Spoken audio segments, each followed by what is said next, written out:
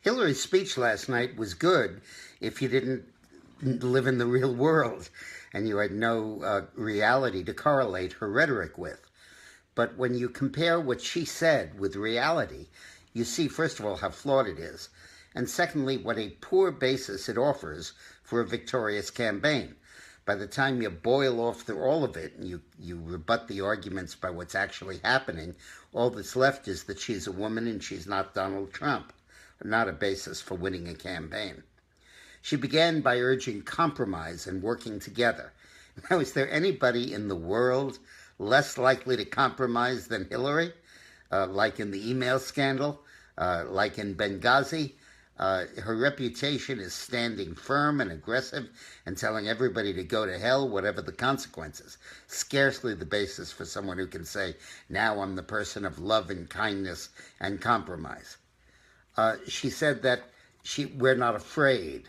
Well, the hell we're not afraid. We're scared to death. I mean, when you look at what goes on in Nice and Paris and San Bernardino and Boston and all over the world, of course, Brussels, of course we're scared. Of course we're frightened of a terrorist attack. And we're also frightened of the Black Lives Matter assassins killing police and ambushing them. So we're probably more afraid now than we've been at any point in our history, recent history, except for right after 9/11. And to base your campaign by saying Trump misunderstands us and thinks we're afraid and I know we're not is crazy. Then she criticized Trump for saying, I alone am going to do this, and said it takes a committee, it takes a village, it takes a whole country. Well, everybody knows it's a rhetorical device that Trump is going to need the help of Congress and stuff like that.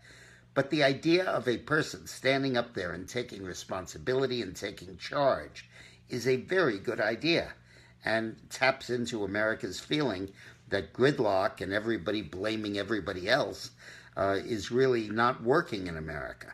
And a sort of the buck stops here attitude that Trump is manifesting, I think, is very welcome. And particularly given his record of building stuff and achieving stuff and getting stuff done, you got to give him a certain amount of credit when he says that he is going to do this stuff. And this leads to the critique that, remember in the campaign, Obama said to a guy, you didn't build this business. The people that taught you English built it. The people that built the roads built it. The guys at the utility company who give you electricity, they helped build it. Well, that critique was not well received in a country that values individualism. And I think that Hillary's leaning in that direction is also not going to serve her well. Then she talked, which I thought was the ultimate kind of thing. She said she will fight the influence of money in politics. I will follow the money. Yeah, Hillary follows the money breathlessly, trying to grab off some of it. But Bill and Hillary Clinton are the all-time world record holders in fundraising in American politics.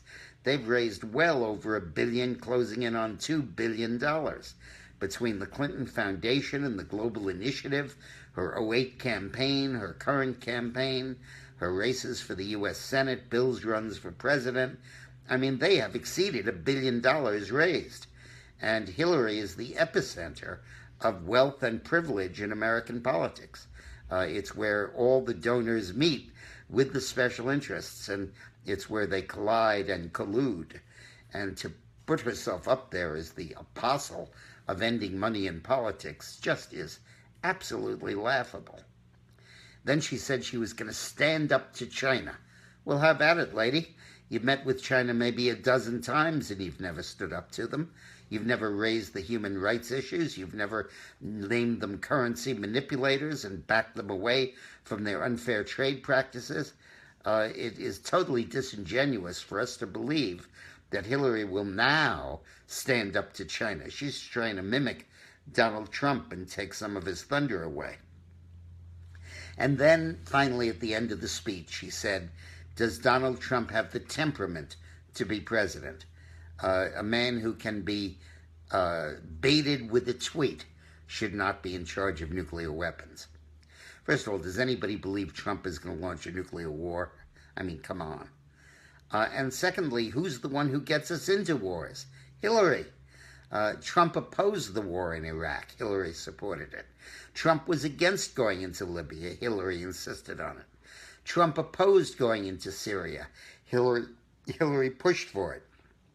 And when we speak of temperament, you know, my book, Armageddon, that Eileen and I wrote, How Trump Can Defeat Hillary, has plenty of stories that show Hillary's temper, this unbelievable, wild temper that she's got. There's another book out that says she threw a lamp at the president. And this is not the temperament that we need in the White House. And for her to go around criticizing Trump's temperament takes some doing. And ultimately, the entire basis of her anti-Trump campaign was not based on issue disagreements or on disagreements with his plans.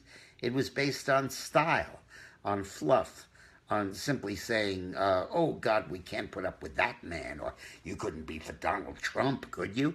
And the more Trump cleans up his act, which he's been doing in the last month or so, the flatter those appeals fall. So ultimately, Hillary's speech may have had a superficial plausibility. It may give her a short-term bounce in the polls. But it leads nowhere. It doesn't lead to any strategy. Sooner or later, Hillary's campaign will be reduced to one line: I'm a woman. And we will increasingly see through that and understand that we're being manipulated into voting for someone who should not be president just because they're a woman. Thanks for watching. And please promote this vigorously. The video I did on rebutting Bill Clinton's speech to the convention has had 7.1 million views. Extraordinary. So please share this with everyone you can. Put it on your Facebook page. Click that you like the page, and I hope you like me. The other click on top of the page. I like you. And please pick up a copy of my book, Armageddon, How Trump Can Beat Hillary. Every day, by the way, you can go to my email page, dickmorris.com, and watch my video that I post every day. And if you sign up, I'll send it to you. Thanks very much. Thanks for watching.